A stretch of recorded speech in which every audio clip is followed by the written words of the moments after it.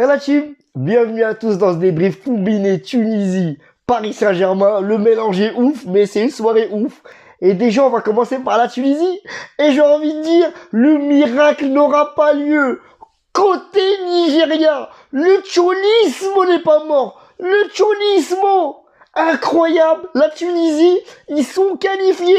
La Tunisie l'emporte contre le Nigeria. Vous vous rendez compte que la Tunisie, ils avaient autant de chances de s'imposer contre le Nigeria que Iron Man de sauver le monde contre Thanos. Ils avaient autant de chances de s'imposer contre le Nigeria que Goku, il avait de chances de quitter la Mecque après avoir battu Freezer. Personne voyait la Tunisie gagner aujourd'hui. Tout était contre eux. Qu'on se le dise, le Nigeria, ils sont à 6 buts marqués, 2 concédés avant ce match-là. Le Nigeria, c'est une machine qui marche bien. Ils ont des grands joueurs, des NDD, des Iheanacho, des Simons. Ça marche bien. Le Nigeria, ils ont 2 fois plus de tirs que la Tunisie. Mais la Tunisie l'emporte quand même. La Tunisie, ils ont marqué et ils ont bétonné. Mais la Tunisie l'emporte. Ils l'emportent grâce au Cholismo. Et d'entrée de match, on savait que ce match pouvait être fou. Déjà, la première occasion nette, elle est tunisienne. Déjà, les Tunisiens, ils sont rentrés dans ce match en mettant de l'impact physique. Ils n'ont pas eu peur du Nigeria. Ils n'ont pas eu peur, et ça, c'est vu. Ils ont mis de l'impact dans les duels. De l'impact dans les duels offensifs comme défensifs. Et le Nigeria, aujourd'hui, ils étaient pas top. Ils n'avaient pas eu de réussite. Déjà, le premier but est tunisien. Et le premier but, il s'explique pas. On a un crochet tir, vous savez de qui?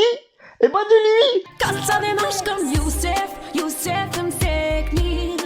Kassa démarche comme Youssef, Youssef m'sekni.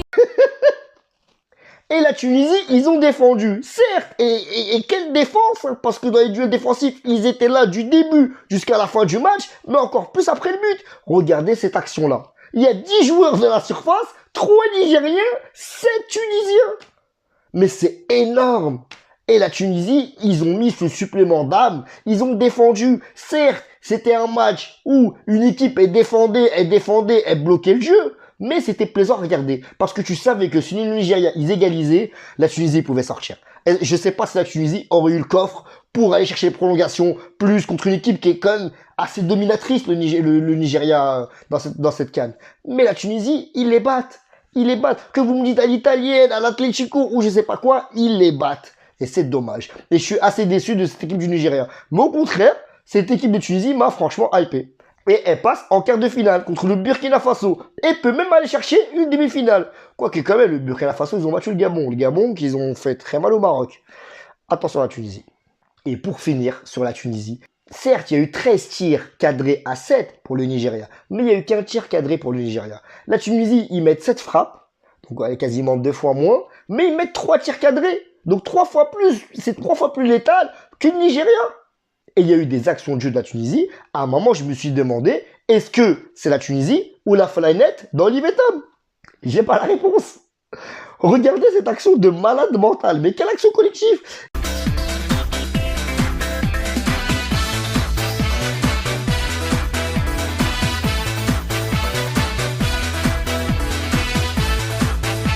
Ils appliquent le Cholismo, ils jouent derrière, mais ils sont capables de sortir une action comme ça.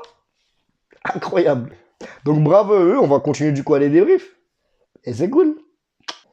Bon, du coup, là, on va passer maintenant à l'autre partie du débrief, au Paris Saint-Germain. Le Paris Saint-Germain, ils affrontent Reims. Donc Pochettino, déjà, est-ce qu'il va mettre un 3-5-2, un 3-4-3? Non, comme d'hab, 4-3-3.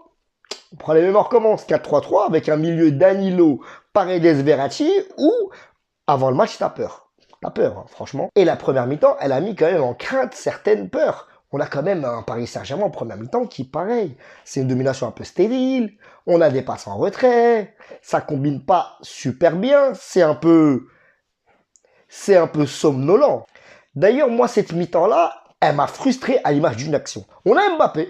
On a Icardi, le pauvre, entre guillemets, il fait le pressing sur le gardien, donc ce qui amène une mauvaise passe du gardien, ce qui occasionne une récupération du côté du Paris Saint-Germain. Donc Mbappé, il a une occasion franche, il la met à Icardi, il n'y a peut-être pas but, parce que Icardi ne se concentre pas, mais au moins, il y a une action dangereuse, et il préfère enrouler. Et on se dit, mais pourquoi il ne la donne pas à Icardi?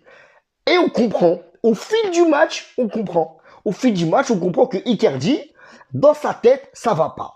Ça va pas, Icardi. Oh, je sais pas ce qu'il a. Il se teint les cheveux en blond, mais Icardi, quand il joue au football, j'ai l'impression, je regarde Britney Spears. C'est pareil. C'est un joueur, il est démoli mentalement. Il est pas bien, mais Icardi, mais il a pas raté quoi aujourd'hui?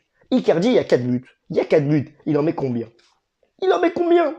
Icardi, il met un but, hein? Il met un but, et sa tête, elle touche sa main. Donc, en plus d'être mauvais mentalement, physiquement mauvais sur le terrain, c'est un poissard. Tu veux faire quoi avec Icardi? À un moment, Thierry Henry, sur la tête d'Icardi, il dit, mais même moi, je l'aurais mis, alors je suis nul de la tête. Mais quoi? Mais comment tu peux être violent comme ça? On parle de but, mais Verratti, il a mis un doublé. Et j'ai envie d'éclater en larmes. Depuis 2012, il n'a jamais mis de doublé. Là, il a mis l'un des premiers doublés avec le Paris Saint-Germain.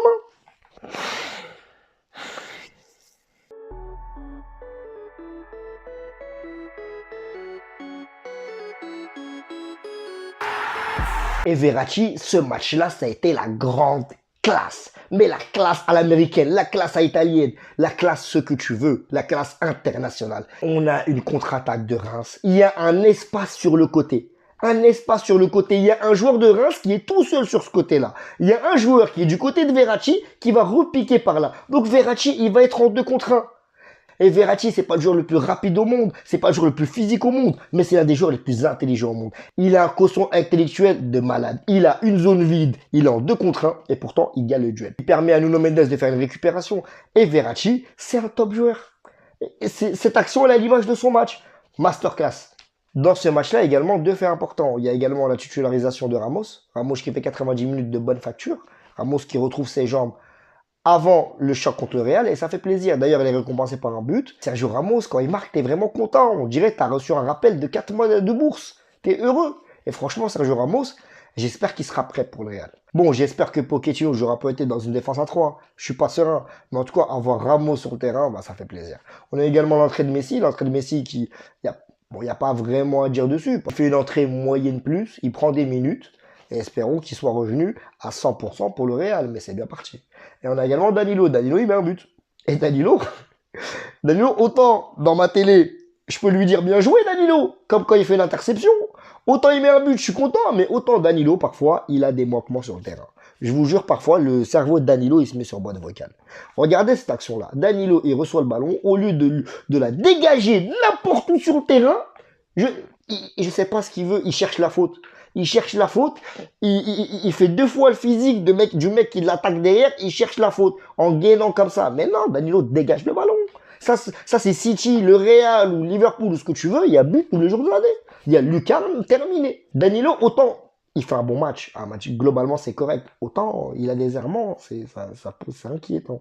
Donc voilà la team, c'était tout pour ce débrief. Donc la Tunisie, elle Paris Saint-Germain, les 2 équipes prennent de la confiance, l'une en mettant 4-0, l'autre en s'imposant contre l'équipe peut-être la plus compliquée du tournoi.